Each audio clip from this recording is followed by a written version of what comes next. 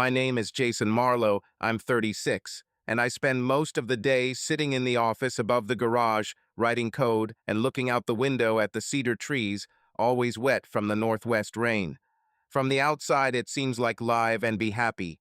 Remote work at a startup, a decent income, a coffee shop house the color of wet asphalt in the suburbs of Seattle, a neighbor's Labrador behind the fence that barks at exactly 5 in the evening, as per the Google Calendar schedule. The main thing is Sarah. At first I called her the nurse who heals with light, and then I realized that these words were more about me. I covered her all over. Photos on the porch, stories from the salon, where she took off her mask for a second and smiled, and the likes flew like May moths. Our son Lucas is 2. He goes to bed with a stuffed octopus in one hand and my old gamepad in the other.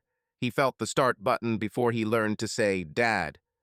Once a week, we organize male cartoons. We set up a projector and watch old episodes of Sesame Street. Sarah laughs, saying that I'm raising a retro kid geek, but she herself agrees when the yellow big bird appears. It's Saturday, and I'm the grill boss. The coals are already turning gray. The steaks lie on the board, soaked in bourbon marinade. Neighbors Mark and Ashley bring corn. Is Mr. IT doing magic again? Mark winks. Don't tell my boss that I can fry, I laugh, turning over a piece of meat. Jay, he looks like a million, Sarah adds, taking off her oven mitt.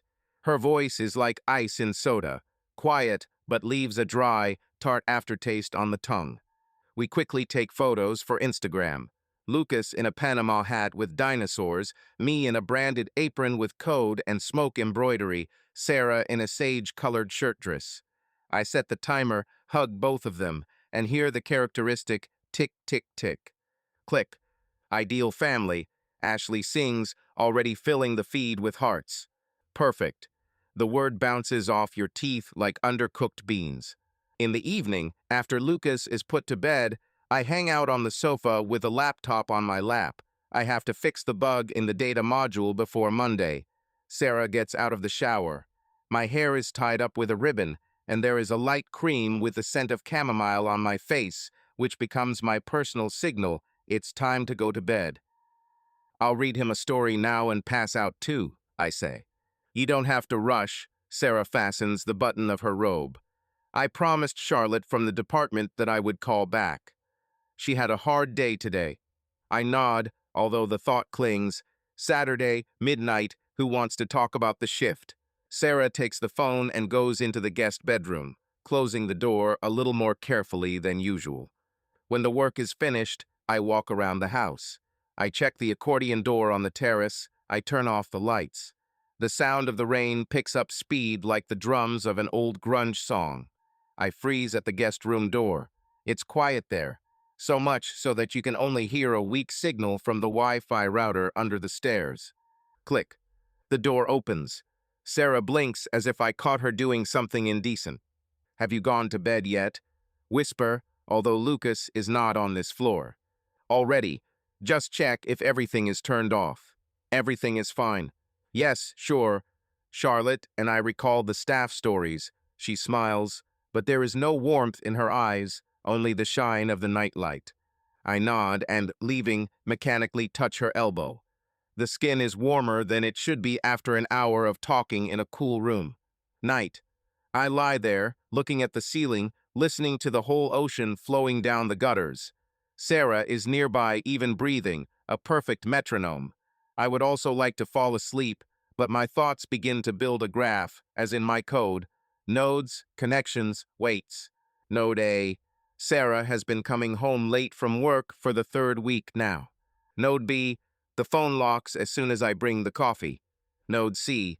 A new set of underwear whose tags were in the wash. A child would ask, Dad, what do you get when you connect the dots? The engineer would answer, it turns out to be a picture. I hear my own voice. I thought I had everything. Beautiful wife, healthy son, quiet life. I didn't know what was hidden behind all this. Something was rotten. Morning. Sarah usually wakes Lucas up with a song from Trolls, but today I'm the first one in the kitchen. The blender whirs as it blends the banana and oatmeal. Sarah comes down later than usual, her eyes hidden behind her cup. Lucas waves his spoon, scattering the porridge. You went to bed late yesterday, I began carefully. We chatted, and then I watched a video about a new vital therapy, a calm tone like a blank Excel sheet. At 2:45. Um, I guess. How do you know? I got up to drink water. I saw light from under the door. She smiles, but it's the smile of a nurse attaching an ache sensor to a patient's chest, formal, smooth. You worry in vain. You're worried. Again, the word is a crutch. In the afternoon, we go to Target for diapers. Lucas falls asleep in his chair, and I park further away so as not to wake him. Sarah scrolls through her phone, the screen reflected in the rearview mirror. I pretend to check my email, and out of the corner of my eye, I see a name pop up, Nate Cardona. Nate, isn't this our pharmacist friend who showed up at the same barbecues? Tall, with an, I just came up with a new cocktail smile. I remember him calling Sarah our Florence Nightingale 2.0. The surname flashed and disappeared, like a fish over the surface of a lake. Sarah puts the phone face down. What? She asks, noticing my gaze. Nothing. I think it's worth changing the brake pads. They're already squeaking. In the evening, Sarah's sister, Caroline, came by to pick up Luca's uniform for the kindergarten matinee. She chirps like a radio, but soon quiets down when she sees the two of us. Is everything okay with you? Of course, we answer in unison, too quickly. Caroline blinks and whispers to me before walking away. Look, Jay, Sarah is tired, but if something is wrong, it's better to tell her directly. Say it straight. I've never been afraid to talk, either to management or to creaky Pearl code. But then the words stick to my throat like chewing gum under a school desk. Late evening. I sit on the porch with a mug of Viennese coffee without sugar. The bitter taste reminds me that reality is not an Instagram filter. The phone clicks. Someone has sent a request to view a new story. I opened it. Sarah, 15 seconds video. She's in the ambulance with a folder with tests on her lap, playfully blowing a kiss. Male voice behind the scenes. Sister Sarah saves the world. I'm listening. The voice is not of the doctor from her shift, but hoarse, stage-like. The more I scroll, the more obvious it is. Nate is behind the scenes. I pause. Fingers are shaking. With an accidental gesture, I click save. As the coffee cools, I look out at the empty driveway, where drops are pooling, a perfect mirror image of our facade. The longer you look, the more clearly you see a thin crack running along the plaster. The night is long again. Sarah sleeps on her side against the wall, her face hidden by her hair. I think about how every morning we try on roles, loving husband, caring wife, happy child, and the whole world believes because they want this tale of suburban paradise. But the engineer in me knows, if a function behaves strangely, look for the wrong parameter. And if logging is not enabled, you will have to go deeper all the way to the kernel. At dawn, when the first planes fly from Seattle to San Francisco, I am still awake. I hear Sarah get up quietly, as if a shadow is moving across the room.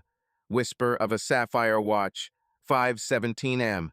She doesn't turn on the light, but I see her silhouette against the window. The phone lights up and sparkles softly like a firefly. Then she also freezes, probably checking to see if I'm awake.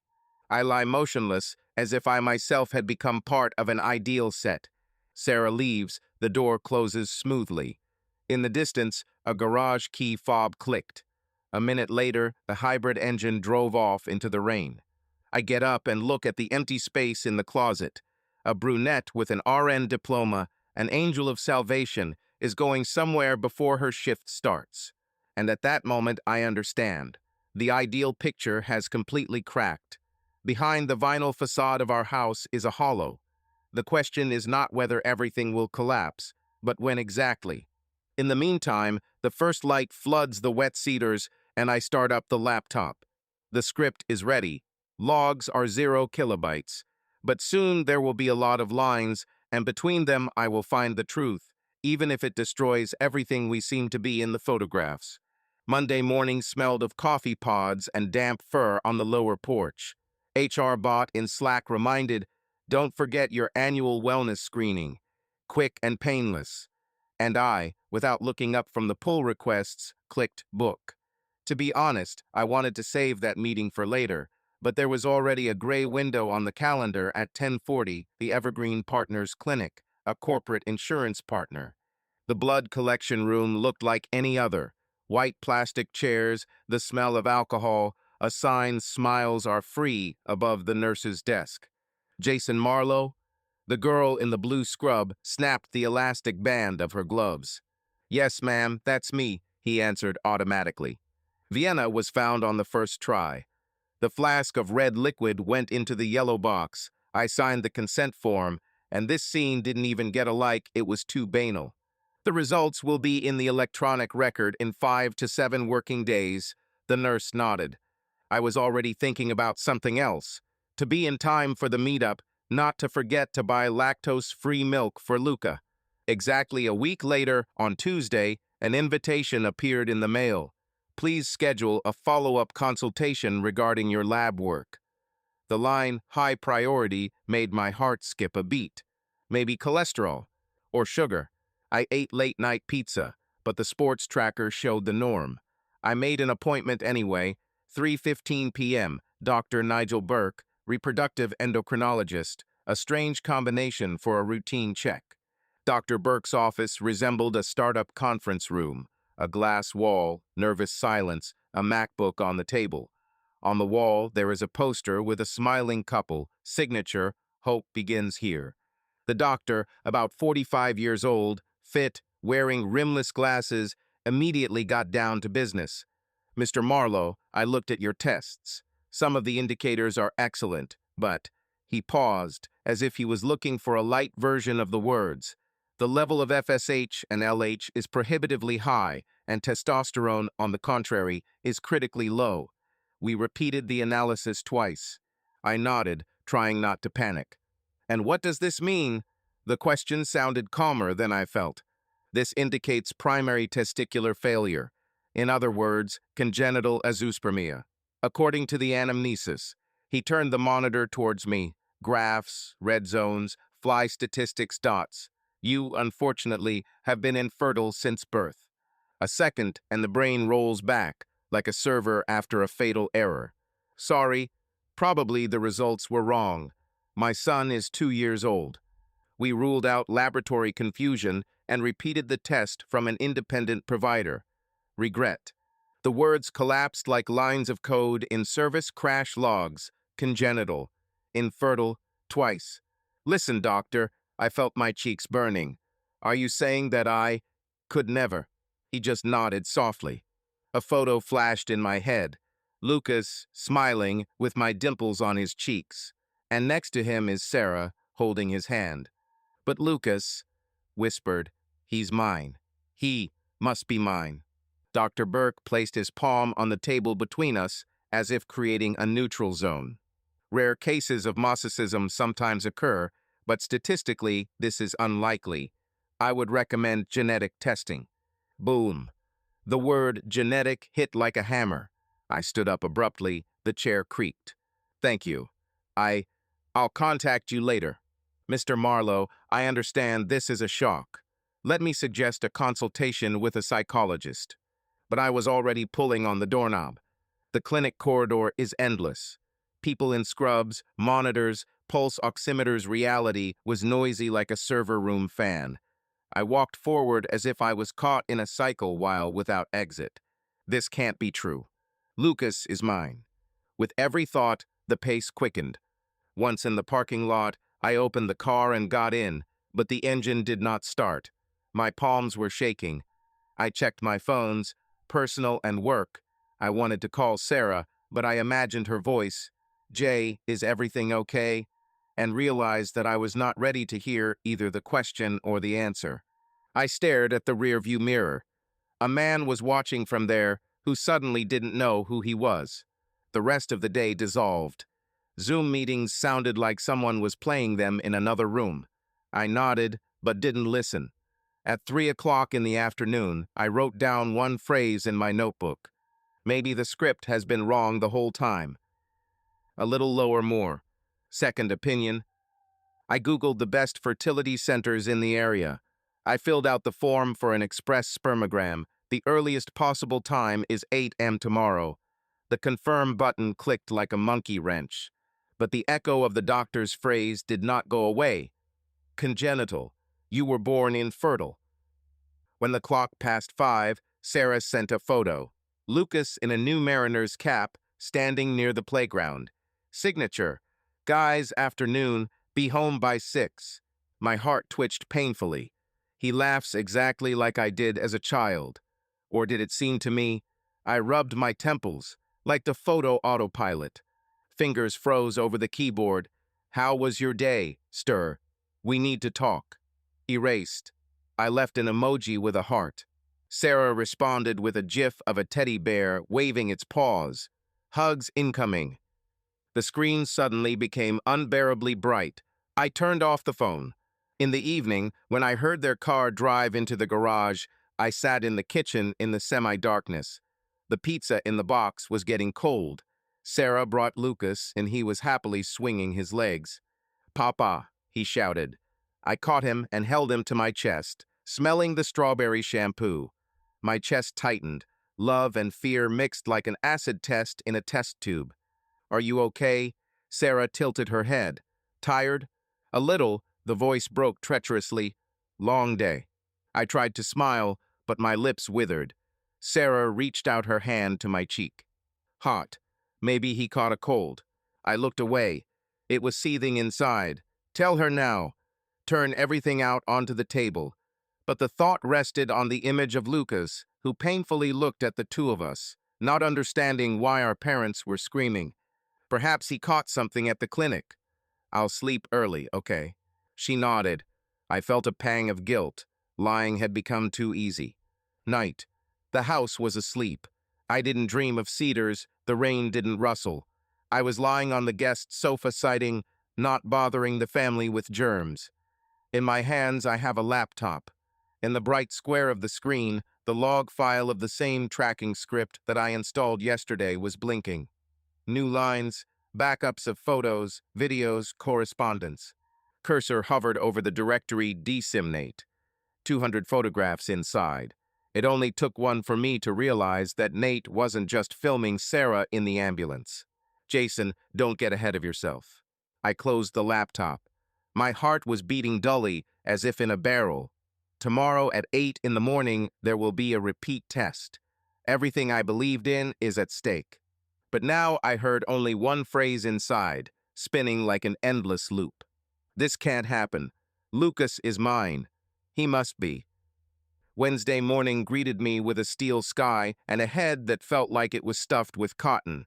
I drove to North Shore Diagnostics in Fremont before dawn to be the first to get the rapid test. The car glided almost silently along I-5. The interior smelled of the vanilla tree freshener that Lucas and I had chosen last summer. "Good morning, sir." "Surname?" The blonde administrator turned the tablet towards her. "Marlowe." "Jason. Booked for 8. Do you take a sperm test?" She spoke casually. To him. "Analysis code 112B, to be more precise. License, insurance, signature here." The signature strip jumped, the hand trembled. Poster on the wall. "The truth sets you free, accurate results in 24H. Irony stung my eyes like a bright light. I was taken to the Collection 3 office. Gray floor, metal table, plasma with ESPN muted. The technician explained the procedure almost like a textbook, as if he were reciting a cupcake recipe. Closed the door. There was silence, broken only by the hiss of the ventilation. "If the second analysis confirms it, you'll have to believe it." Half an hour later, the plastic container was inside the safe with a barcode. The technician nodded. "It's okay, Mr. Marlowe. Results tomorrow, email and essence." "Thank you." I wish I could say, "Take your time." Thursday, 6:14 m. The phone beeped. North Shore Diagnostics. "Your results are ready. Click to view." The fingers entered the portal themselves. red stripe on top, azoospermia confirmed, FSHLH elevated, etiology, congenital primary testicular failure. Not a single new word, the same numbers, the same up and down arrows. Welcome to the second reality, Jason. I sat in the kitchen, watching the coffee machine spew foam. Sarah was still sleeping. Lucas was snoring in the nursery. It was pouring outside the window, as if someone from above had decided to wash the entire suburb. I reread the conclusion as if this could change the lines. They haven't changed. At 9, I was supposed to show the design review to the team, but instead of Zoom, I opened Google Photos. Album, Lucas, Year 1. First card, I am holding a newborn, the cap is blue with stripes. Sarah was filming. The same nose, her sister wrote in the comments. Closer zoom, the nose, of course, is mine. Or did I like to think so? The slideshow started. Lucas on the floor with a glowing cube, my smile. Lucas in the pool, squinting in the sun, my eyes are brown, although Sarah's are hazel. Lucas in Halloween Baby Yoda costume, hole in the chin, or an illusion from light. I spun the mouse wheel faster, as if I was chasing a confirmation that would blur if I grabbed it. This is your child. You built this life brick by brick. But thoughts are like bug reports. Every line needs to be proven. Sarah came down close to 10. Hair in a braid shift started at noon. Did you wake up early, honey? She touched my neck. You have a straight stone face. Everything is fine? The review code is on. The manager is pressing. I tried to smile. My cheeks barely gave way. Do you want overtime? Let me take Lucas to his mom tomorrow so you can rest. No need. We can handle it. Lucas rolled down the stairs 3 steps on his butt, squealing. Da da. I picked him up, pressed him, and inhaled the smell of porridge and cream. The heart treacherously softened. For a few seconds, the world became old. Then Sarah said, Nate is on duty in the same wing as me today, and he offered me coffee after his shift. He wants to discuss the volunteer run. I'll probably be late. The words hit like a slap on cold water. Volunteering. Cool. I put Lucas on the floor. Just don't forget that tomorrow it's early for children's checkups. I'll make it, she smiled and kissed my temple. Her lips were warm, but I shuddered as if I was touching someone else's skin. At noon, I turned on the same script on the NAS. Every 2 minutes, I took Sarah's geolocation through iCloud backups. It's funny, in order not to break the family budget, I chose the free tier. Now this saving worked against it. The following points appeared on the map. 1207 Hospital, Orthopedic Wing. 1458 Bean, their cafeteria. 1822 parking of the small theater, 2 streets away from her usual route home. I threw on my raincoat, put my phone in my pocket, and drove out without a plan, just followed the red flashing marker. The house was greeted with emptiness and children's toys on the carpet. I tiptoed in like a thief. At 19:30, I played YouTube Kids. Lucas loves the alphabet song. We sat on the sofa for half an hour. He jumped, laughed, clapped his hands. I pretended to laugh too, but inside I heard a hum like an old hard drive. Papa, M, as in Ma'am Mitko. Lucas pointed at the screen. Almost. M is like Mom. Ma'am. A D? D like. The words got stuck. The tongue became cotton wool, like dog. Lucas's laughter began. He grabbed the sleeve of his pajamas and looked into his eyes, as if he realized that something was wrong with Dad. I smiled so widely that my muscles ached. It's okay, baby. Dad's just tired. Sarah returned at 9:10 p.m. Sorry, traffic jams on the 405. She threw her bag. How are the boys? Asleep. I stood leaning on the railing. Sarah noticed an empty pizza on the table. You didn't start cooking. I wasn't hungry. She took a step closer and took my hand. Hey, it's like you haven't been here for 2 days now. Did I do something? Say, now, throw cards. Everything is fine. Just a deadline. Then let me help. I'll take Lucas to his mom's for the weekend. You'll disconnect from everything. No need. I pulled my hand away a little sharper than I wanted. Sarah's eyes widened. Okay, I'll go take a shower. She stood up. On the fifth step, she turned. Love you. The words fell like a coin into an empty jar. I nodded but didn't answer. The clock is 0:47. A warm cone of light above the table. I flipped through Babycenter. How to determine your paternity without a DNA test. Latent infertility syndrome. Mosaic Klinefelter, the rarest exceptions.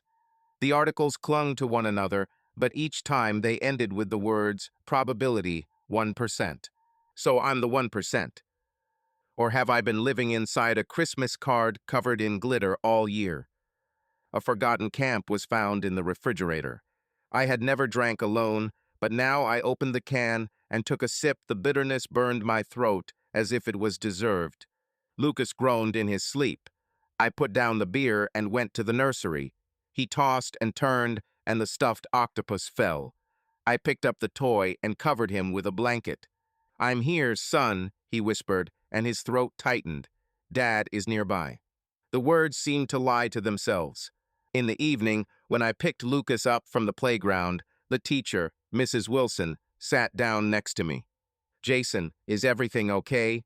Lucas said on the afternoon lap today that Dad is sad because he's not real.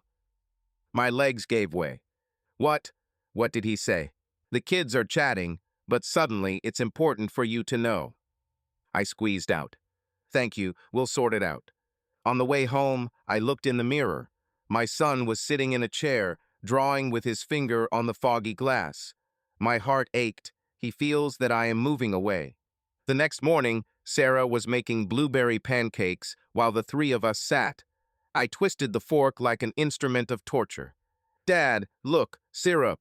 Lucas dipped the pancake. Syrup flowed down the handle. I smiled, albeit tensely. Sarah looked askance, fiddling with the edge of her napkin. Let's have a movie tonight, she suggested. I can't, I answered.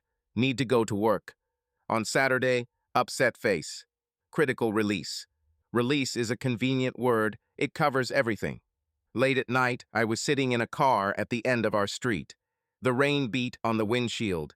Rays of light streamed from the house through the blinds as Sarah cleaned the kitchen. I turned on the voice recorder, a strange therapy, but I needed to hear the voice so as not to go crazy.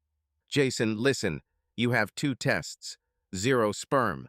Does this mean Lucas is not yours? Science screams, yes. The heart screams, no.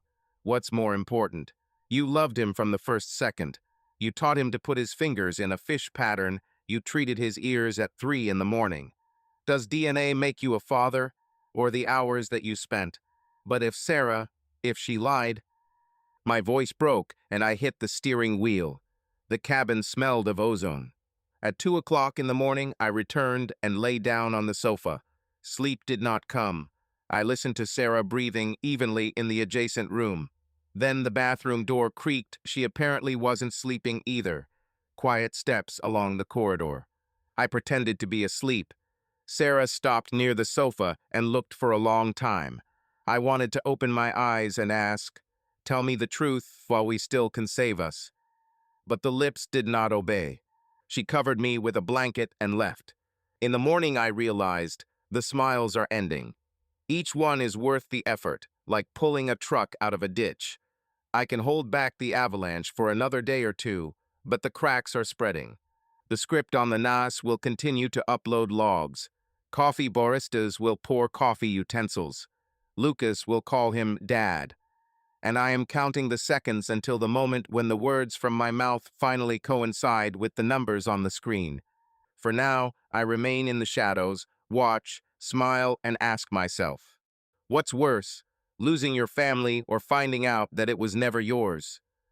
Since the morning I saw the result of the second test, the thought of a direct DNA test has been spinning in my head like a jammed server fan. I shut her up with coffee, running, deadlines, but she still buzzed. Check. Find the truth in zeros and ones. I ordered a set of Heritage 360 Deluxe DNA kit under the guise of a gift for a cousin. The courier left a box with a rainbow tree logo right under the porch on Saturday, while Sarah was on shift and Lucas was playing in the sandbox. In the evening, Putting him to bed, I said, "Let's brush our teeth properly." He obediently chewed a brush with strawberry paste. When I left the bathroom, I locked the door and carefully took out the bristles with white enamel flakes. Sorry, baby. It was easier to give my sample saliva into a test tube, everything according to the instructions. I sealed the envelope and threw it into the orange box at the Safeway store. While the test was traveling to the other end of the state, I lived in mode of keeping up appearances, a scheduled smile at the kindergarten gate, liking Sarah's photos, endless stand-ups on Zoom. At night, I opened Google Calendar for 2019. Listed. March 25th. Business trip to Austin, 4 days. June 14th. Conference in Vancouver, 2 days. July 9th. Sarah is on night shift. I'm at home with a cold. Lucas was born February 5th, 2023. I rewind 40 weeks and put virtual pins. Peak fertility is around the end of April 2022. I then flew to Atlanta for 4 days, a presentation to a client. Sarah didn't go. Too many shifts. With each mark, the table shook the internal foundation even more. Like if betrayal is not about you. And in order not to miss the next story, be sure to subscribe. We appreciate each of you. Tuesday, 5:47 am. The phone blinked. Your DNA report is ready. I jumped up as if someone had shouted fire. The office smelled of printer dust when I opened the PDF. Parent-child relationship, not detected. Beneath this is a cold statistic. The probability of a biological relationship is 0.01%. For a few seconds, I just watched the letters blur. The body seemed to fall through the chair. That's it, Jason. You have officially disappeared from your own genealogy.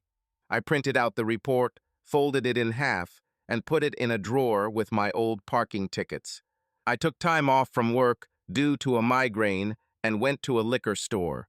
The seller offered IPA, but I took whiskey from Woodford Reserve. I kept the Scottish stuff for rare holidays, and today, it seems, there were rare wakes. At 9 o'clock in the evening, Sarah read Paddington Bear to Lucas. I said that I would fix the router in the garage and locked myself in there. The metal of the gate muffled the sounds of the house. I poured 2 fingers and burned my tongue with 1 sip. The alcohol rushed into my stomach like acid, but still brought a welcome numbness. For the ideal picture, he said to the void and drank a second time. By midnight, a third of the bottle was gone. I didn't cry. The tears seemed to be replaced by an empty echo. I wanted to call my best friend, Steve, but the screen was shaking in my hand. What can I say? Hey, turns out my son isn't mine. I erased the draft and turned off the phone.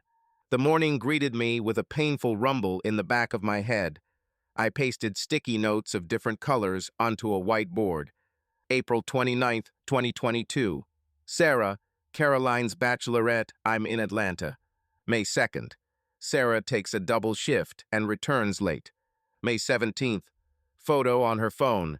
Coffee with Nate at Bean There. May 23rd. I receive a message. Don't wait, I'll be late. Also on duty. I used a red thread to connect the dates where I was not at home and where Nate accidentally appeared. The result is a network of spider lines converging into a node called End of April, Beginning of May. I looked at her for hours until my eyes hurt from the dryness.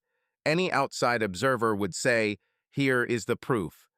I wanted to find at least one loophole, one discrepancy that would ruin this scheme.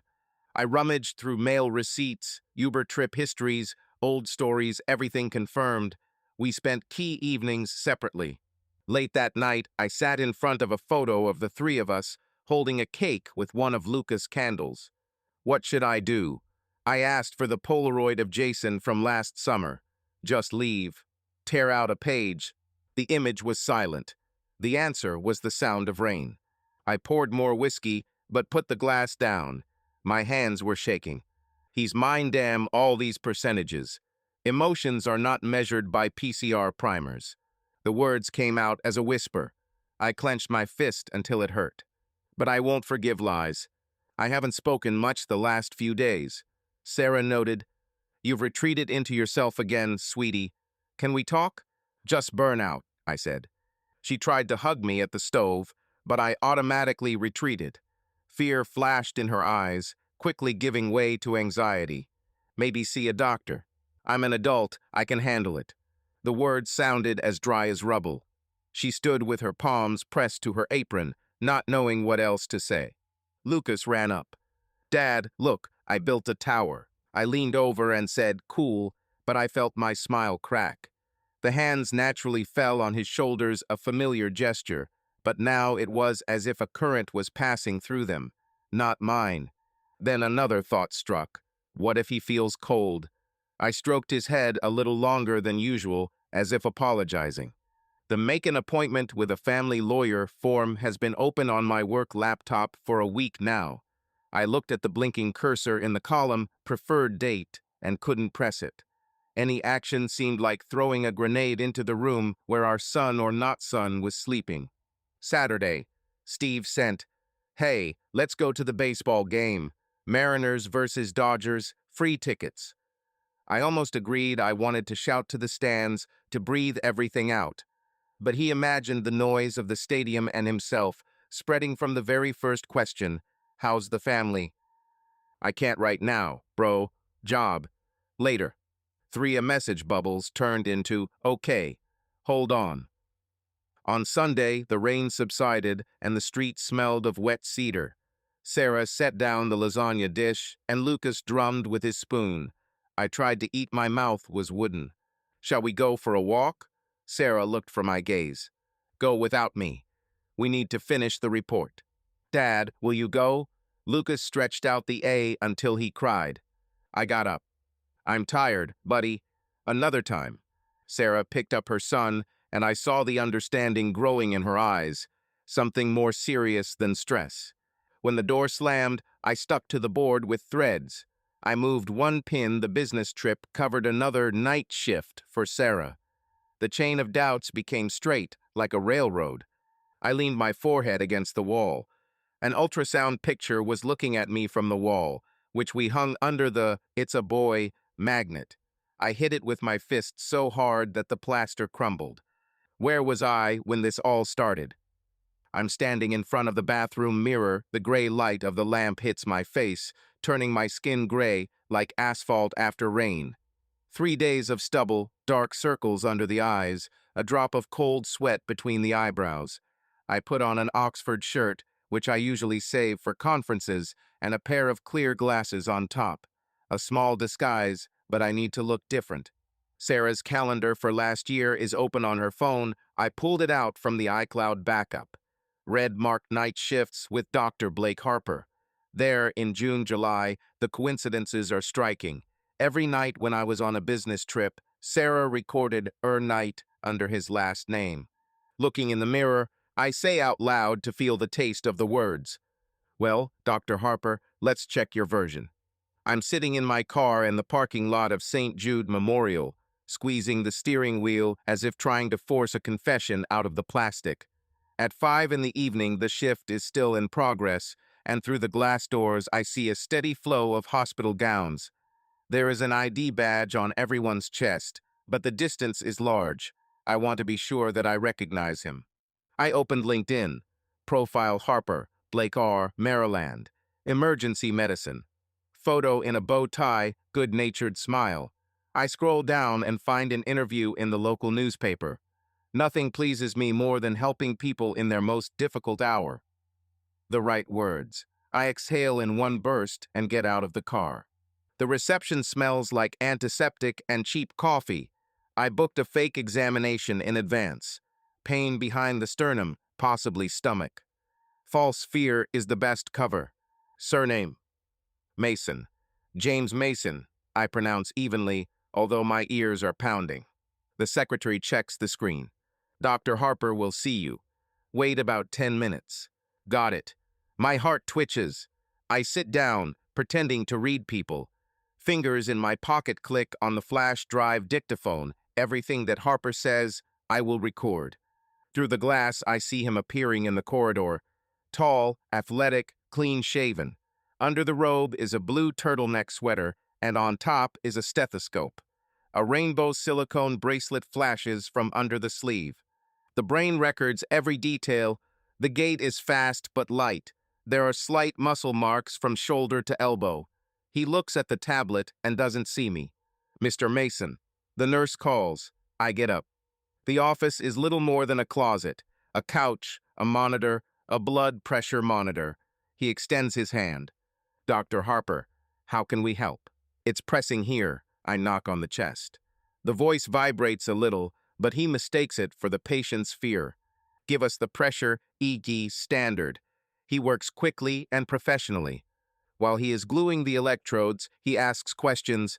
Do I smoke, drink, stress, work? I answer with pre-prepared phrases, while at the same time looking for something personal in his face, flirting, hints, any drunken shadow. 0. The EEG displays even waves. It looks like your heart is fine, he smiles. True, they are tense as a string. Laughs easily, kindly. I suddenly catch myself with a strange thought. I even like him. Stress at work, my wife is always worried. I threw out a test phrase. He often disappears at night while on duty. He nods sympathetically. Medical families are always a challenge. My partner jokes that he only sees me on FaceTime. Partner, I ask again with a raised eyebrow. Aha, Drew. We've been together for 10 years now. He's an architect, he hates night shifts, but he endures it. The doctor smiles and points to a framed photograph on the shelf. 2 men on the beach, hands clasped, smiles from ear to ear. It was like they hit me in the forehead. I look at the photo for a second without blinking. He notices my gaze. You know, it turns out funny. The usual question is where to find time for each other, but the answer is always the same: put it on the calendar. I force myself to smile. Why, yes, of course. Sorry, just unexpectedly frank. He shrugs. Yes, I'm not hiding it. At conferences, it is easier to show than to explain every time.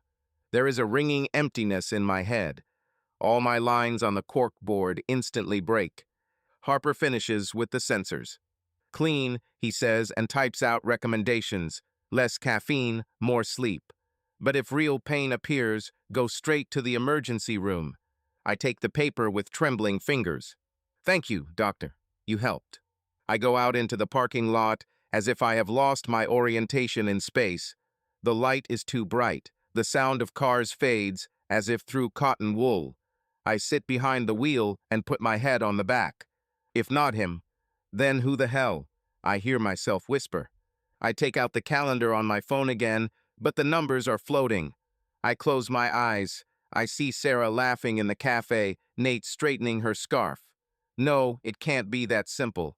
Tests, threads, alcohol. Everything leads to a dead end. Hands involuntarily grab the steering wheel, as if trying to compress the problem to a point. I exhale and say out loud, desperation does not equal proof, Jay. Go back to the data. But instead of clarity, a hole formed in my head. I look out the windshield at the gray Seattle sky, and for the first time in weeks, I feel not hatred, but horror. I always believed that Mike was more than just a friend. He is a continuation of me in another body. He and I went through school cafeterias, first disastrous dates, sleepless LAN parties, and even went to different universities at the same time, he to O for construction, I to Cal Poly for computer science.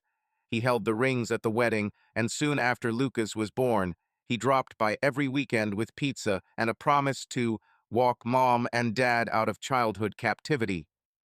But it was this gluing together like a family that now seemed suspiciously ideal.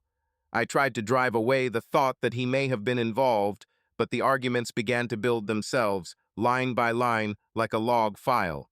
Fact 1. At the end of April 2022, when I was flying to a conference in San Diego, it was Mike who volunteered to drop by and check that the thermostat wasn't dead. Sarah was on duty at the time. The house was empty. Fact 2. A day later, he wrote in the general chat, Sarah is not eating well. I'll come with some soup. Fact 3. I returned a day earlier because the main speaker came down with COVID. I walk in, the lights in the living room are dimmed, the TV is turned off, as if someone pulled the plug from the socket. Sarah ran out of the kitchen in a towel, her eyes like spotlights on Deer Crossing. She said she was taking a shower after a hard night. Mike showed up a minute later, hiding his eyes. I was throwing sports magazines. I'm already leaving. I laughed at the awkwardness then, and now that laugh echoed in the empty corridor of my brain. Fool, fool, fool. I turned on the old laptop with the stained keyboard and remembered that, at Sarah's request, I had once installed a temporary video baby monitor system when she wanted to see Lucas from any room. Nest cameras, two of them, one in the living room, the second on the staircase. We turned them off as soon as my son started crawling and persistently pointing his finger at the lens, but I didn't throw out the drive. I turned it off and put it in the it shelf box. The box was gathering dust on the top shelf of the pantry, a place where Sarah doesn't go. It smells like boy dust to her. After 40 minutes of digging, I fished out a hard drive with a USB-C port. My heart was pounding louder than the fan propeller as I connected the cable. I sort by date. April 28th, 29 coincides with that very trip. File I start playing. Noise, an empty sofa, my favorite blanket crumpled in the corner. I'm rewinding. At 9:53 p.m., the door opens and Mike, wearing a Seahawks sweatshirt, walks in with a package. For the next 15 minutes, he and Sarah sit on the couch, eating soup. Meaningless house conversations are not heard. I did not activate the sound then, but the gestures are clear. She laughs as a joke, puts her palm on his knee. Freeze frame. I'm trying to remember if I've ever placed her hand on my knee in the same way. My memory recalls a shot from a trip to Ventureville 6 years ago. Yes, it happened, but my hand shakes, as if my own scene was stolen and superimposed on other people's faces. I will continue. 22:06. Mike gets up, gets ready to leave, goes to the door. Sarah reaches for the phone. No, she comes closer, takes him by the collar, and says something. Mike smiles guiltily, like a teenager who has just been shown the lessons he missed. He shakes his head. No, that's a bad idea. I can read lips, and then I also know Mike's school slang. Sarah continues to persuade. Her face is serious. Her eyes sparkle. Mike looks down, but doesn't leave. At 10:08 p.m., she kisses him. Not a drunken peck on the cheek, but a long, soft one, as if both of them had needed it for a long time. Mike freezes at first, then answers, placing his hands on her back. My chest seems to collapse into my ribs like a mountain of pebbles.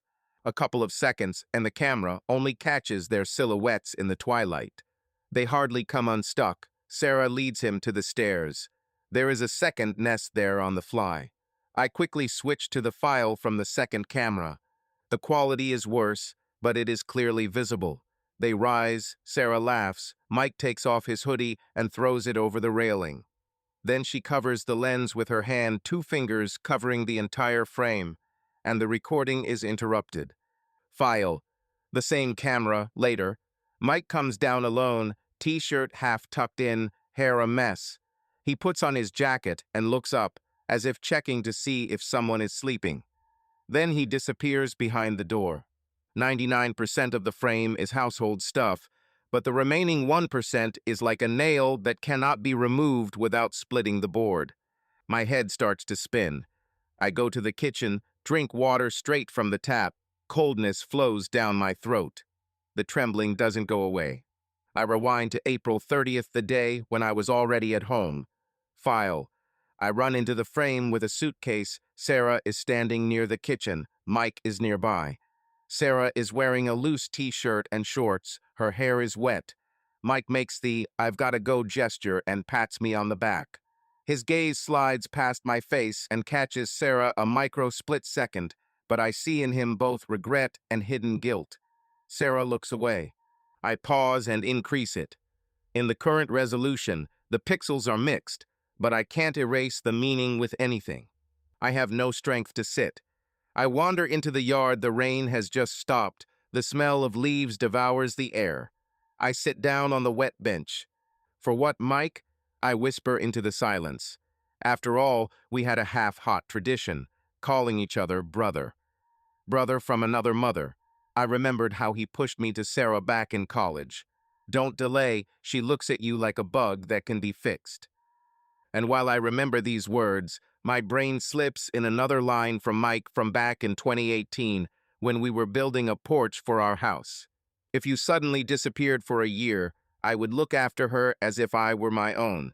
That's fair. Then I burst out laughing. I hope I don't have to. I raise my head. The windows on the second floor are glowing with the soft light of a nightlight. Sarah is reading another book to Lucas. I rock on my heels. My body seems to be divided into two independent axes. One wants to burst in and scream, the other wants to fall underground. The phone buzzes in my pocket. A message from Mike. Bro, baseball is on Wednesday. 2 extra tickets. Will you take Sarah or will you do a men's elimination? Fingers are shaking. Looking at the screen, I see a photo that popped up a week ago. Mike and I, Lucas on his shoulders, Sarah in a baseball cap. Everyone smiles so widely, as if their cheeks would burst from happiness. This picture now looks like it was photoshopped by someone else's evil genius. I don't answer. The screen goes dark, reflecting my face, a crumpled ghost. I walk around the kitchen in circles, and each circle is like a new layer of rage. If I open my mouth, all that can come out is a scream. If I press my fists, I'll hit the wall and break the plaster. In my head, the voice recorder of an inner voice grumbles. Take a break. Think about it. You have a child. Child. Another chain flashes in the brain. Genetic test. The report contains statistics on relationships with supposed relatives uploaded to the same database. If Mike is indeed the father, the algorithm should show intersections along the Marlowe-Martinez line, his maternal line. I turn on the PC and load my personal account. What immediately catches your eye is possible matches, zero Gerlach in the first degree. Mike was definitely in the database. I remember a year ago, he sent a screenshot. 61% Scandinavian, haha, I'm a Viking. But in our reports, there is no genetic match, so the theory is lame. I close the site, head in the palm of my hand. Hatred is a poor analyst. Numbers are still the best judge. But the video cannot be fooled. Even if Mike is not the biological father, there was infidelity between them. And this betrayal is a step towards that same pregnancy or a bridge. Sarah comes down quietly, an empty mug in her hands. He notices the screen is on, the meat grinder of thoughts on my face. Are you thinking again? A little, I answer, and the voice seems to be someone else's. Maybe we can go outside for some air. You are paler than milk. Let's do it tomorrow, I say, and try not to look her in the eyes. The delicate balance between the truth and the need to save the house for Lucas hangs in the balance. She comes closer, puts her hand on my chest, just like in that video on Mike's knee. My heart jumps like a caught animal. Jay, I'm worried. I swallow. Late. We'll talk in the morning.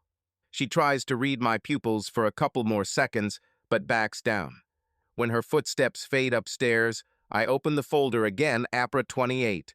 The cursor hovers over the export command. I save the clip on a separate disk proof. I hide it out of sight. Then I pick up the phone and open a dialogue with Mike. The text grows on its own. We need to talk. Personally. Tomorrow, in the park near the old stadium. Important. Send. The screen flickered and the message went away. Outside, the night train began to sing, a sound that usually lulls you to sleep.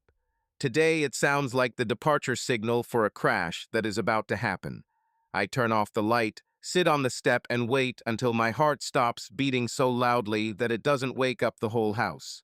But it continues, because if Mike is not the father, then there is still a third figure somewhere in the shadows, and I am getting closer to tearing away the veils that held our ideal life under. And I'm no longer sure if I want to see what's underneath. I stand at the kitchen window, pretending to cut an apple for Lucas, and watch as Mike unloads a box of brand new children's construction sets from the trunk. 5 minutes ago, he rang the doorbell, smiling his usual wide smile. I wanted to surprise my nephew. I nodded and let him in, feeling the goosebumps creeping through my skin with the desire to grab him by the collar and ask him point blank, Are you completely crazy? But I play a long game, because now I need not a splash, but proof. Mike takes off his sneakers and thrusts his old fist into my side. Bro, you're missing. Baseball is empty without your statistical theories. I'm reconfiguring my life, I answer, and even turn the corner of my lips into something like a smile. Lucas is already hanging on Mike's feet. Uncle Mike, open it. Here you go, little Jedi. Mike laughs, tearing open the box. Did you see? There's a secret compartment here. I catch Sarah's glance, briefly, furtively. She stands next to the microwave, as if assessing the scene. There's a hostess's smile on her face, but her eyes quickly slide between me and Mike. They're looking, I don't know, or they're just afraid, I know.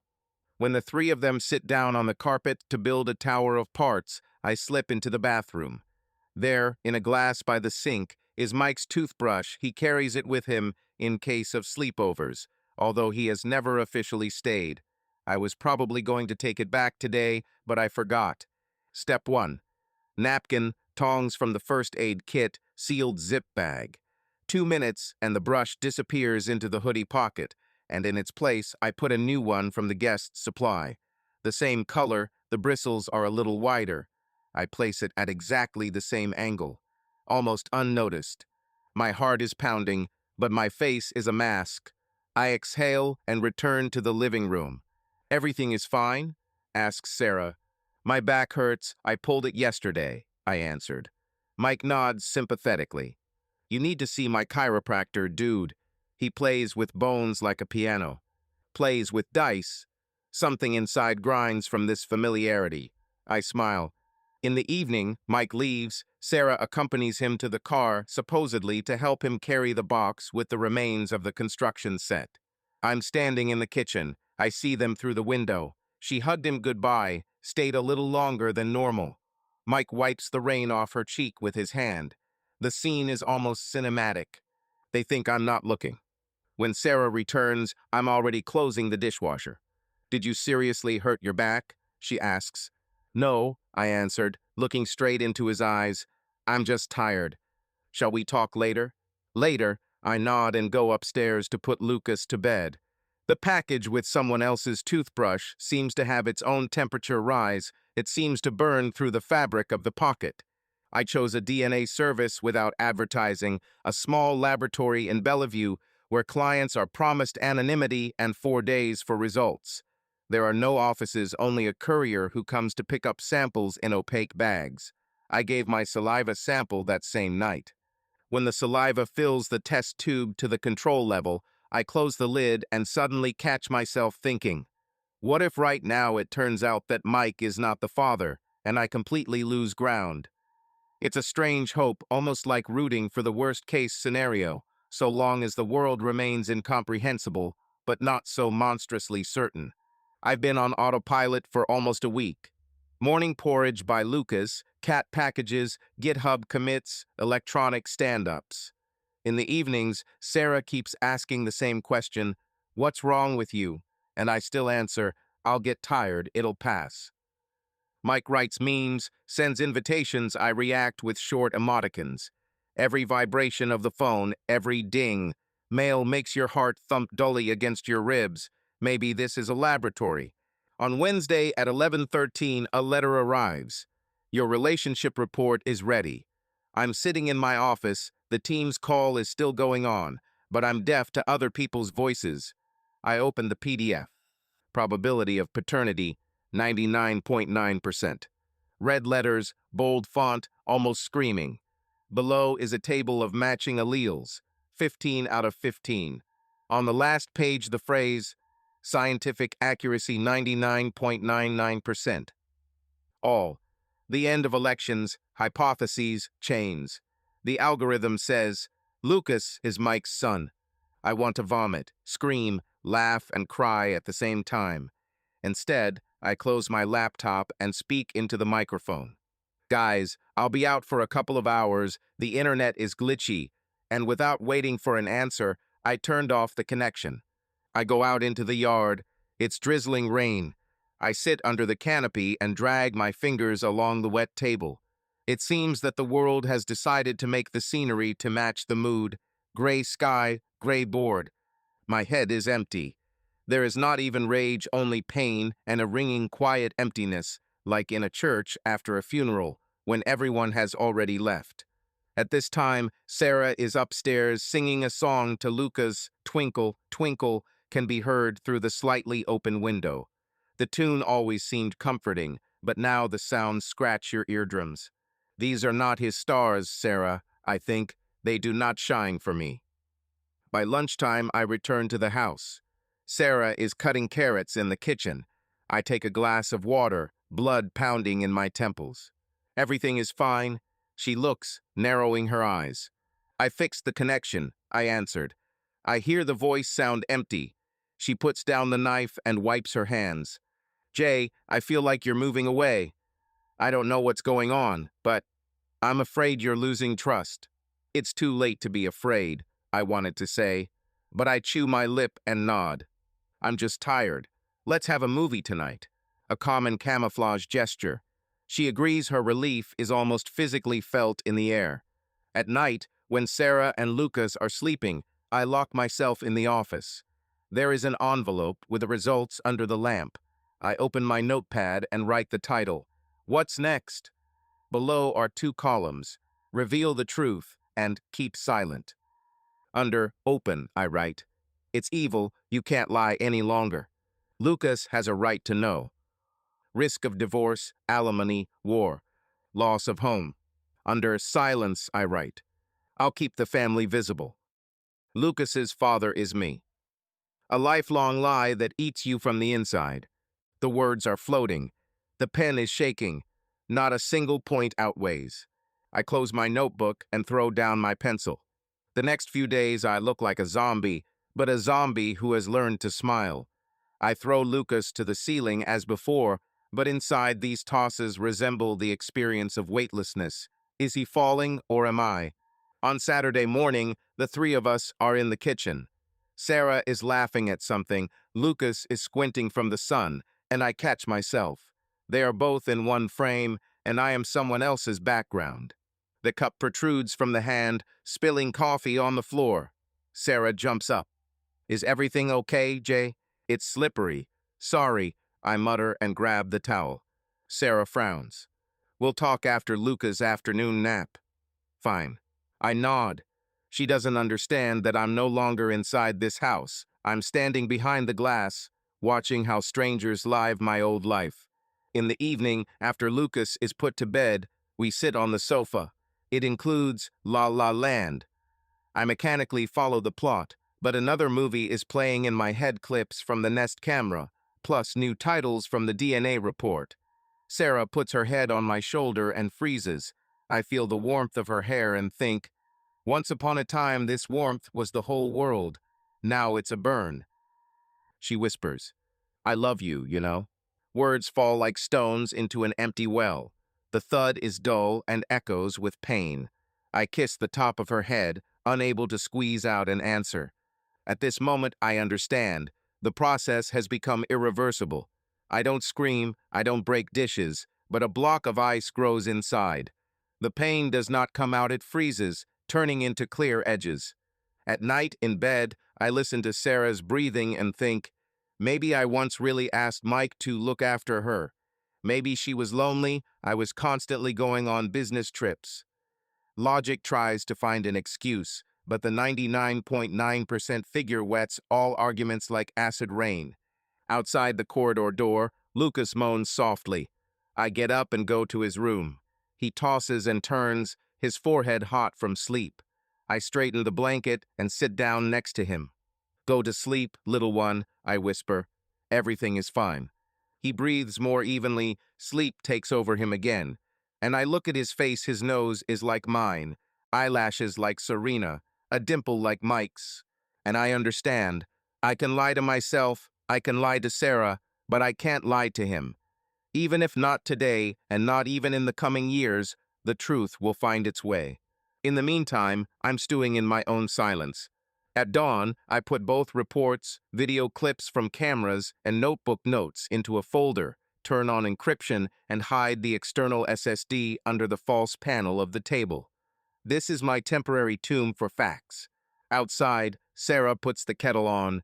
Her steps are light, she still believes in us. I go out, put on my robe, and smile my usual crooked smile. Strong or green? She asks. Green, I answer, and my voice sounds obsessively calm. I take a sip, feel the taste, it's nothing like water. Inside there is desert. But in appearance I am again the same Jason Marlowe, the head of the ideal family. No one knows that in my chest, since this morning, is not a heart, but a small safe with a 99.9% secret, which I decided to keep with me. The sun had not yet broken through the clouds when I woke up with a clear feeling that today was the final act of my play. The alarm clock did not ring, but the body itself gave out an alarm signal, as if for the last weeks it had been quietly taxiing to this point. I sat on the edge of the bed and listened to the house. Somewhere behind the wall, Sarah was purring wheels on the bus, while changing Lucas's clothes. Their voices played in the background, like a soundtrack to the life I was about to leave. The first thing I did was check the list in my notes. Video record in one take, without dramatic pauses. Trust for Lucas, the documents are ready, signed and put in the envelope. Share in the house re-registration through an online notary is activated at 9 o'clock. Passwords, accounts, insurance, put it on a flash drive, leave it in a safe book. Car full gas, I-90 East, turn off your phone at the exit. The straightforwardness of the list looked harsh, even inhumane, but having sifted out the emotions, I saw care in it. I didn't ruin their life, I got out of it. I turned on Zoom in the office above the garage. The electronic notary, with a smile on duty, checked my face, asked me to hold my passport to the camera, then flipped through the PDF quitclaim deed. Of the three names of the owners, two remained Sarah Marlowe and Lucas Guardian until adulthood she. A couple of digital signatures, a click of keys, an automatic state stamp. 5 minutes later, the house was legally no longer mine. The bank had already seen me the day before. The secret account into which I transferred 70% of my savings now had one beneficiary, Lucas Aaron Marlowe. An independent trustee has been appointed to the trustee, so that neither Sarah nor I can touch the funds until his 18th birthday. It's a formality, but without it, I would have stepped into the night with the feeling that I was leaving my son without any armor at all. Sarah was going to take Lucas to the playground in a nearby town. There was a clown with soap bubbles. I offered to buy them ice cream on the way. She was delighted at the rare manifestation of lightness. While they left through the garage, I lingered on the porch, helped Lucas put on his green sneakers, and tied his shoelace. He kissed me on the cheek, leaving a sticky trail of berry juice. I wiped it off. He smiled. "Be good, little one. Dad loves you." He chuckled and ran to the car. I watched them go until the rear lights disappeared behind the rhododendron bushes. Then he closed the door, lowered the curtains, and pulled out a Canon DSLR from the shelf, which he used to review equipment on YouTube before the birth of his son. I placed it on a tripod opposite the closet, a white background without photographs, so that there would be no distractions. Pressed rec. I breathed 1, 2, 3. "Sarah, if you're looking, it means I'm not home anymore. Don't look for drama, I record it to keep it calm and honest. You know, I'm an engineer, and engineers value honest data." The camera was recording. I was looking straight into the lens, as if into Serena's eyes. The voice came smoothly. There was no stone inside, but rather glass, transparent and cold. "I know everything. I know about the night of April 28th, 2022, and about several other meetings that you called extra shift. Nest, backups, DNA tests, there is a folder with the results on the table. This is not a threat, just a fact. I know that Lucas is biologically Mike's son. It was painful to see these numbers, but pain is not a reason to turn a child's life into a battlefield." I paused and made sure I wasn't shaking. Continued. "Revenge doesn't interest me. Therefore, I am leaving the house to you. The deed has already been registered. Your share of the bill is yours. Lucas is secured by a trust. Details and contact of the trustee are inside the envelope. My car and cards are disabled from my family profile. Legally, our history from today is a clean slate. At that moment, I almost lost my mind. I wanted to ask why she didn't tell me when it was still possible to taxi out. But inside, some quiet watchman reminded me that this was not a confession, but a farewell, albeit without an accusatory tone. I'm a liar too, I continued. You lied to me, but I lied to myself longer. I saw the signs and pretended everything was fine. Pretended that happiness was measured by likes on our photos, so we're probably even. I swallowed a sigh. What's next? I left. Don't worry, I'll turn off the phone, but this is not a demonstration, but a break. I have to learn to live again before I can be an honest father. I don't know where I'll end up, maybe a house by a lake, maybe a small town in the mountains. There will be no address, but the lawyer knows how to find me in case of force majeure. He added the last line, reading it slowly, as if he was signing. You lied to me, but I lied to myself longer. Lucas deserves better, and maybe so do I. Click. Stopped recording. I checked the timing. 9 minutes and 20 seconds. No crying, no hysterics. Just enough to pack in the facts and goodbyes. I uploaded the video to a USB keychain, signed it with a marker, "Play me, Sarah," and put it in the same folder where I put the reports, notary papers, trustee contact, and letter of instruction. A safe book in the living room, you push the spine, click a cavity. Usually there was a family passport case. Now that's all that's needed for the two of them to be able to move on without me. I packed a bag, several t-shirts, a laptop, a notepad, a wallet with a new account, which contains exactly 6 months of ascetic life. I thought about the wedding ring. He took it off, twirled it in his fingers, and placed it on the marble mantelpiece, next to the photo of Sarah and me holding 1-week-old Lucas. Before leaving, I tightened the laces of my sneakers and went into the nursery. The room smelled of talcum powder and caramel. On the wall is a moon lamp, which I attached while Sarah sat next to me and argued about which place would keep my eyes from getting tired.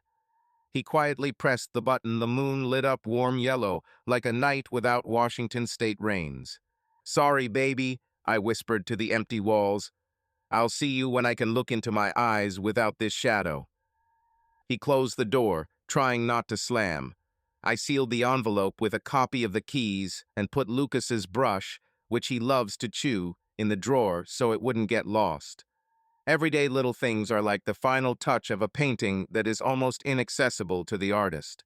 At the nearest Shell, I filled the tank full and bought coffee without sugar. I almost didn't feel the taste, but the ritual calmed me down.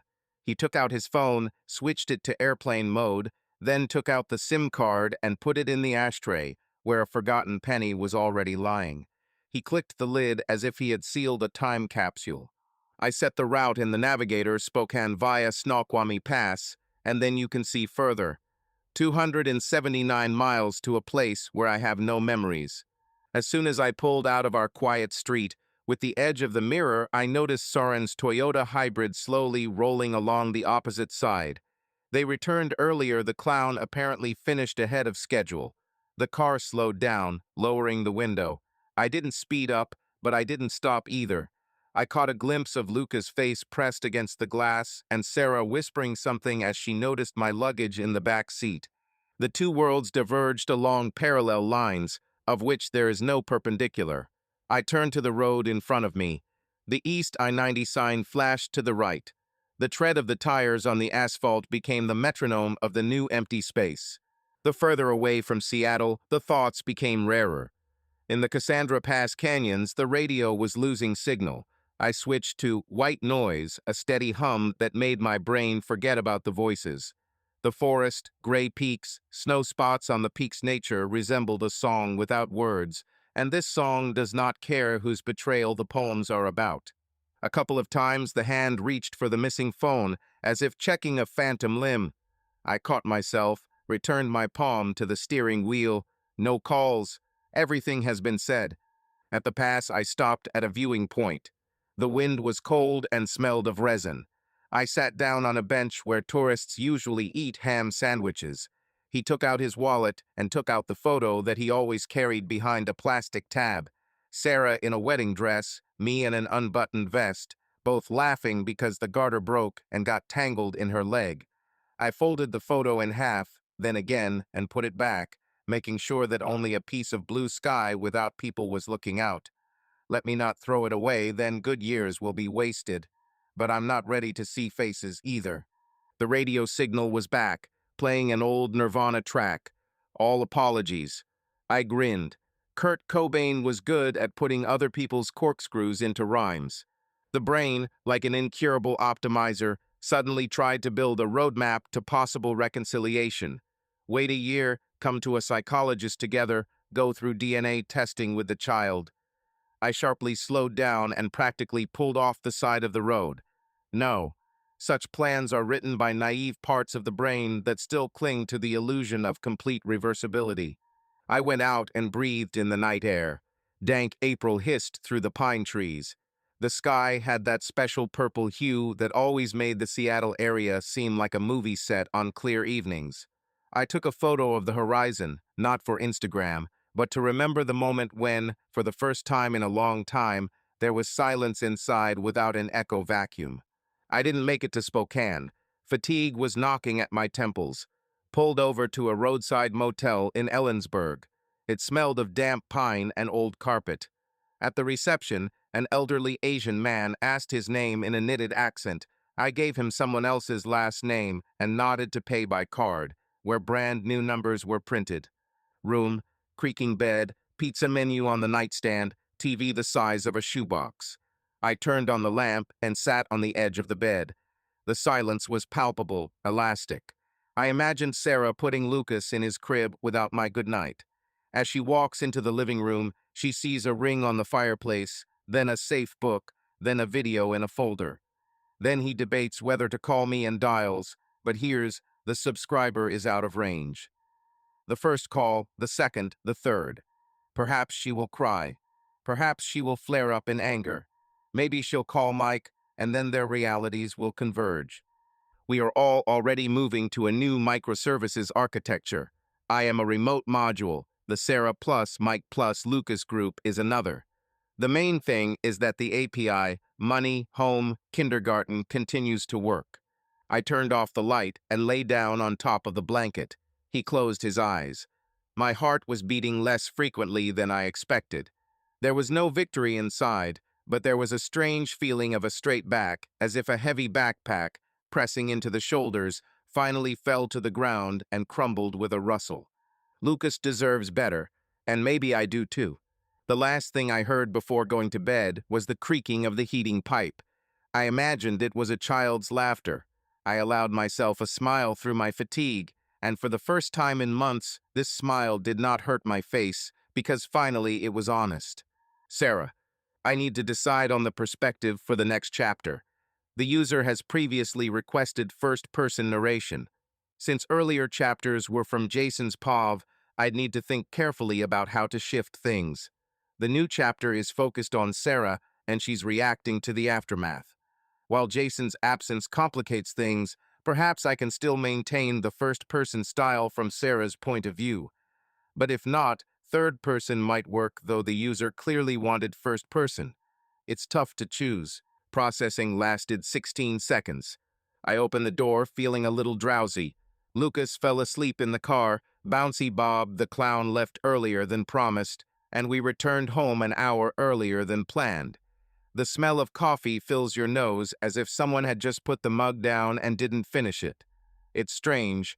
Jason's morning rarely goes by without his ritual Americano, but usually the cup is already in the sink when I arrive. I place the carrier with my son on the sofa, quietly leave the living room, and almost trip over an empty travel suitcase by the stairs. My brain goes off alarm bells. Jason wasn't planning on going on a business trip. Why is the suitcase open? I lift the lid, it's empty. No clothes, no laptop charger. It's as if the things have already left, but the shell remains. A wave of coldness rises in my chest. I walk around the first floor and call in a low voice. Jay, are you home? Silence. Even the router in the corridor flickers with one uniform light, as if confirming the absence of life. His ring glitters on the marble mantelpiece. I stop, as if I had stumbled upon a syringe in the office suddenly and painfully. Next to the ring is a large envelope, thicker than the morning newspaper, and with a black marker. "Play me, Sarah." I touch the envelope with trembling fingers, find a USB keychain and a folder of documents. A thought flashes in your chaotic head. Is this a joke? But on the left is the second thing, Luca's blue sock. Jason would only leave it for the most serious message. I plug the flash drive into the laptop, almost stammer, sit at the table, not feeling my legs. The video file is called Last Message, MP4. Click. The screen loads, a clean white background, Jason in a shirt, eyes swollen, but his voice is calm, without the usual nervous trembling. "Sarah, if you're watching, I'm not home anymore. Don't look for drama." The words flow smoothly, like the breathing of an anesthesiologist before an operation. He talks about Nest, about DNA testing, about the estate trust. There is no accusing finger in the frame, just the fact that he knows. He's confident. He leaves. "You lied to me. But I lied to myself longer. Lucas deserves better. And maybe so do I." The screen goes blank. I sit as if paralyzed. The tears don't come too suddenly, too quickly.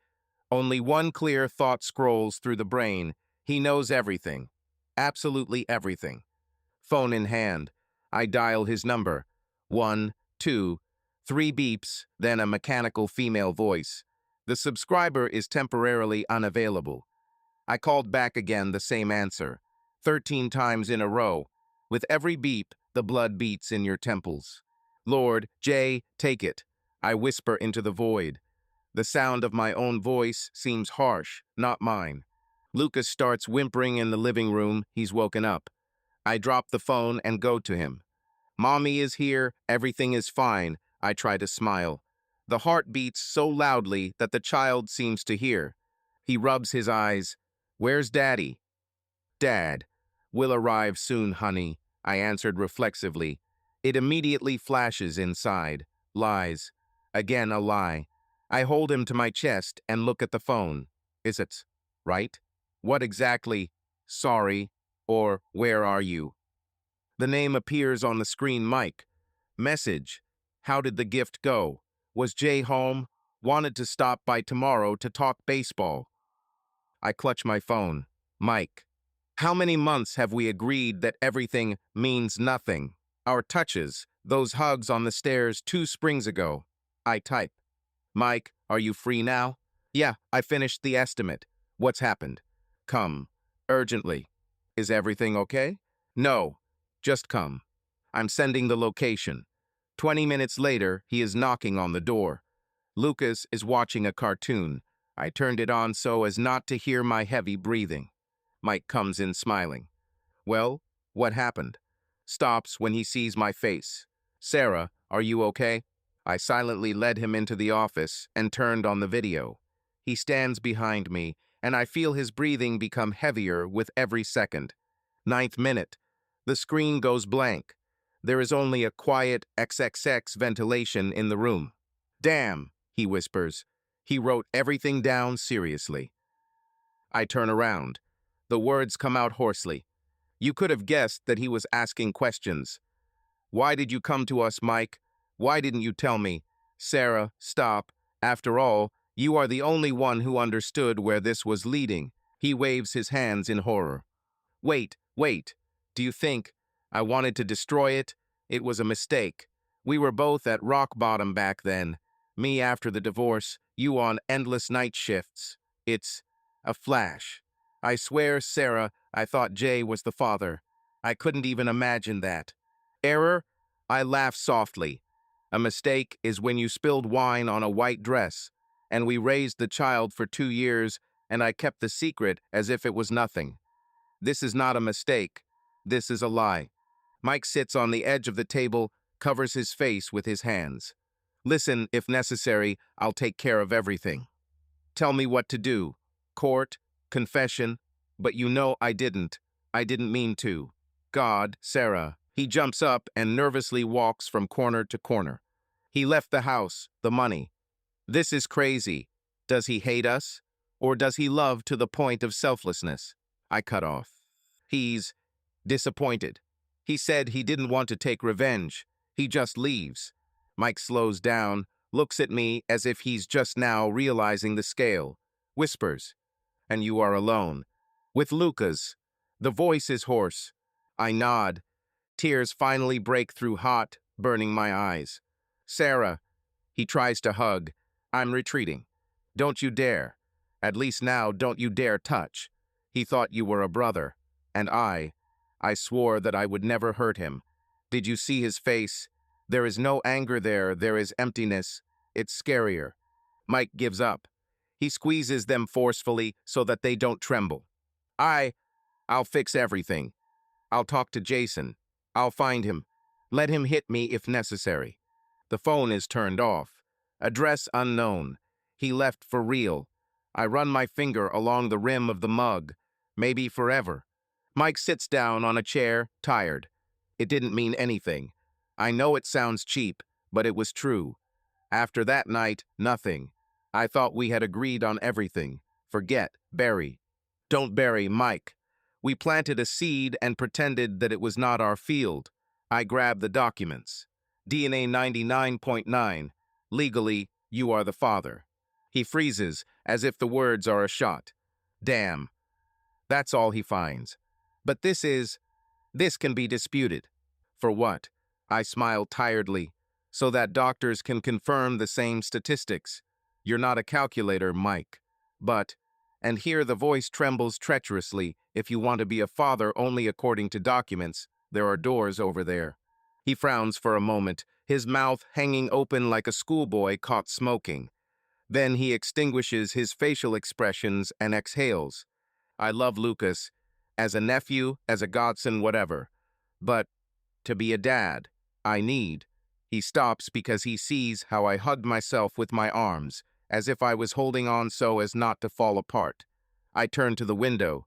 The rain hits the glass again. Behind me, I hear a quiet rustling. Mike takes his jacket. I need to digest, he whispers. I'm not running away. Just give it a night to think. Okay? I nod silently. The door closes. The house is filled with the hum of emptiness. On the floor, my son placed construction kit parts. 5 yellow, 3 blue, a parade of little soldiers. He raises his head. Mama, look, Daddy should see this. I sit down next to you and feel my lower back ache from tension. My sunny dad went on a trip, a little bit, but he loves you. Journey? He bows his head, remembering the cartoon about the train. Like Thomas, with steam. Yes, like Thomas, I nod, trying to smile. The words will fall out of me in English because Russian now seems like another mask. Daddy will call, just not tonight. He begins to rebuild the tower. I stroke his hair, it's soft and smells like strawberry shampoo. With this movement, I throw myself a life preserver. Don't fall. This is the meaning for which you need to breathe. The night is longer than any duty. I am sitting at the table, looking at the packages of documents. Quitclaim deed, trust agreement, letter from a lawyer. It seems that Jason did the job overnight with millimeter precision so precise that you can't find fault with a single point. Lucas deserves better. I read this phrase and want to scream.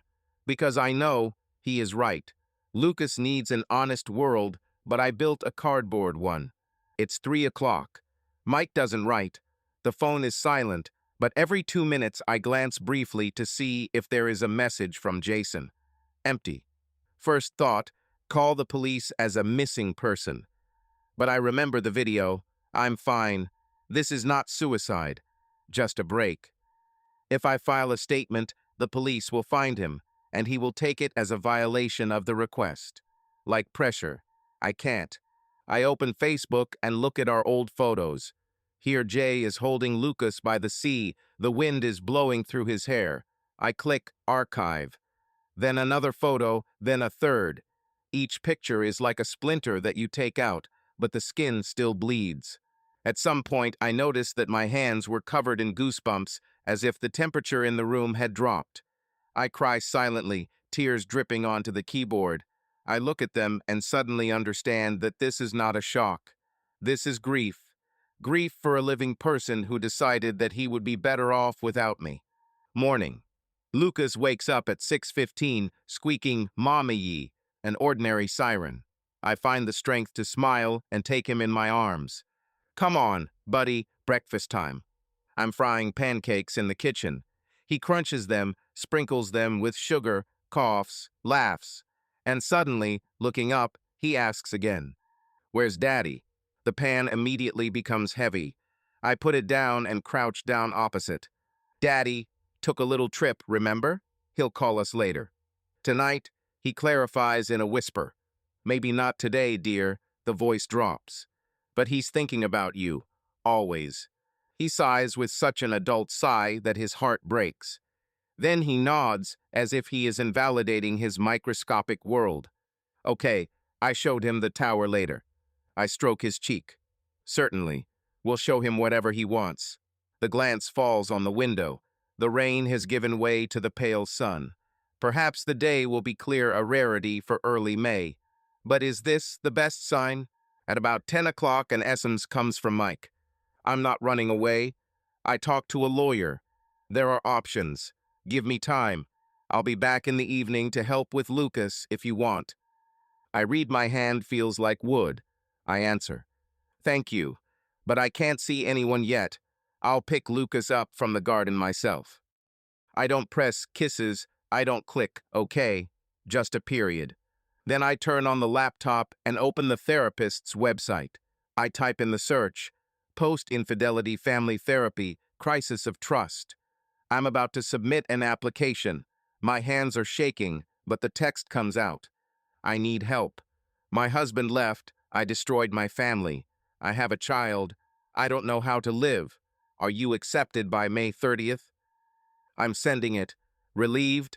No, just a hopeless mechanic. You do an action so as not to lie down. In the evening, I go to pick up Lucas. He runs out into a new green raincoat and rustles. His teacher, Mrs. Wilson, smiles, but her eyes are studying. "Are you okay, Sarah? Jason isn't picking up today." "He's away," I answer without details. "We can handle it." She nods, respects personal space. But I see the question in her gaze.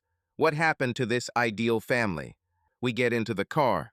Lucas touches the buttons and asks, "Mommy, sing Troll's song." I turn on the radio, but the song sounds out of tune, the words break.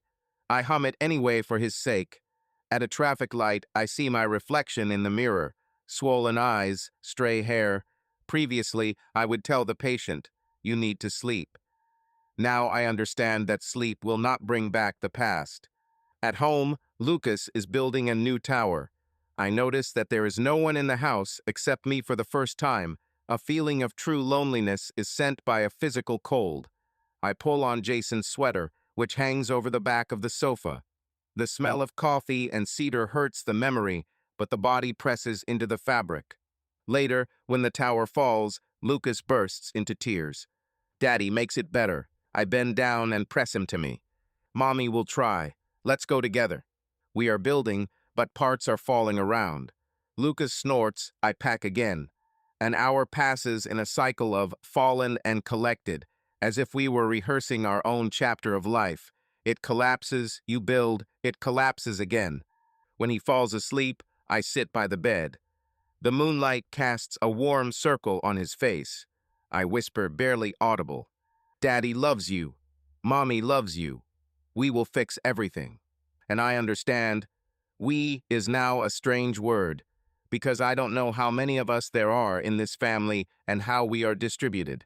I go downstairs and turn on the lamp. There is a folder on the table. I opened it again. Fingers follow the numbers 99.9%. A lump in my throat rises and does not go away. "Sorry, Jason," I say into the empty kitchen. "I'm sorry that I loved weakness more than truth." The phrases will not be heard by the walls, but I need them. I whisper them over and over again until my voice dies down. Then I write in a notebook the first of probably 1,000 pages of repentance. I committed treason, but this is not the real disaster. The real disaster is that I allowed the person I love to leave with the feeling that his love was in vain. I put down the pen. One thing is spinning in my head, I need to find it. Not now, not tomorrow, but to find it, to say, you were real, I was not, and still you are part of our universe. I turn off the light. The house is quiet, but in this silence you can finally hear the beating of my heart slow, heavy. He is to blame for everything, but he is also the engine. You need to live for Lucas, for the sake of a future where maybe Jason would be on the doorstep again someday. And if that day comes, I must be ready to look it in the eyes without panic, without excuses, only with the truth which can no longer be broken. Jason. I wake up before dawn because there are no roosters here and the crisp blue frost knows how to wake me up. I come out of the one-room log house, the beams smell of tar. The old stove smoke still hangs like a warm cloud under the arch of the veranda. December in Upper Montana doesn't ask whether you're ready or not. -15 Celsius crunches like peanuts under your boot. I find an axe, check the wedge, and stick the blade into a fresh log. The GoPro camera on the tripod is already flashing red backwoods minimal blog subscribers need content. Good morning, guys, I say in English, barely exhaling steam. Today, we'll check how much firewood is enough for 40 degrees below zero. Click. The axe comes down and the cedar log cracks like thin ice. The smell of pine needles hits my nose, and I feel a short, stabbing joy. Life here is simple, without an array of false variables. The blog is growing, 24,000 subscribers per year.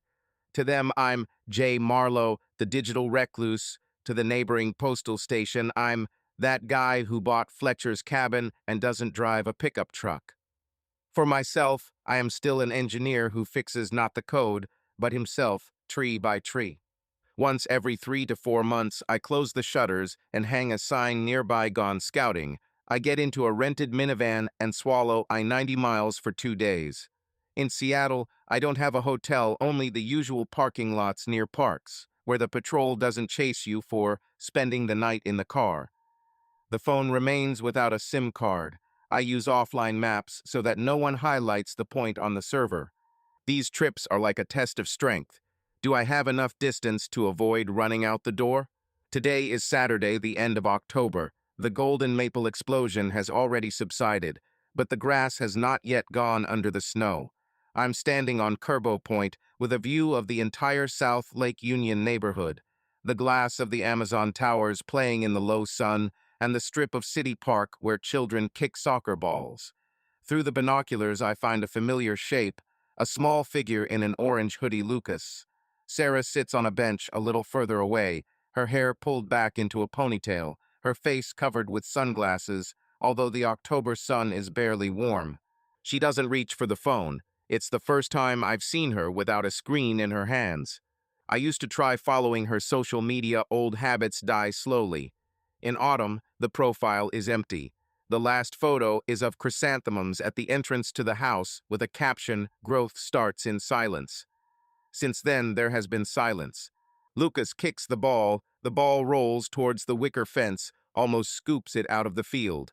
He runs after me, stops, catches me, and I see how seriously he purses his lips, just like I do when the code doesn't compile. The blue cap slips off, and he spits out his bangs. Sarah gets up, adjusts her hat, whispers something, and he laughs. My fingers grip the strap of my binoculars. Out of an old habit, I count my pulse.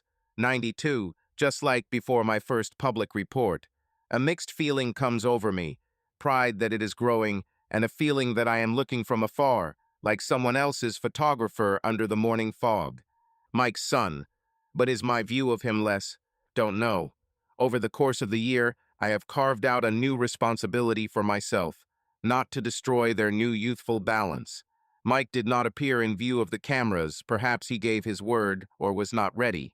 Sarah, neighbors say, works fewer shifts, goes to therapy sessions, and sometimes volunteers at a crisis intervention center.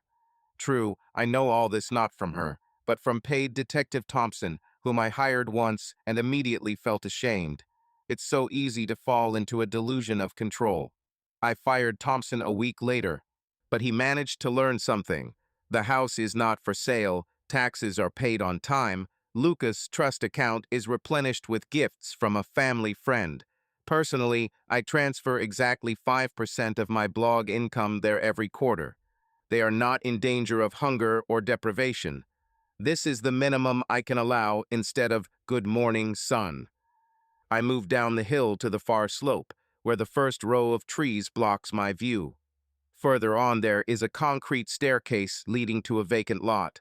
I usually leave my car there, but today I stopped behind a chestnut tree and allowed myself one more window. "Where are we going?" I whisper quietly, as if Lucas could hear. "I would have construction sets with solar panels, books about dinosaurs for you." I swallow air. "But they'll come from Santa, and maybe that's better." Hands put binoculars in a backpack. I know, a couple more minutes, and the pain will be replaced by that emptiness that covers two hot coals. Children's laughter can be heard from afar. The ball flew out of the field again. Lucas waved his hand to his mother, as if showing I myself. The ball rolls straight to the bottom of the hill. For a second, it seems that the trajectory leads him almost to my feet. The heart makes a leap.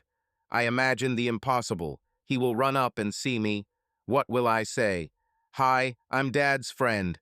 Or will I laugh and hide so as not to ruin the dad on a journey legend?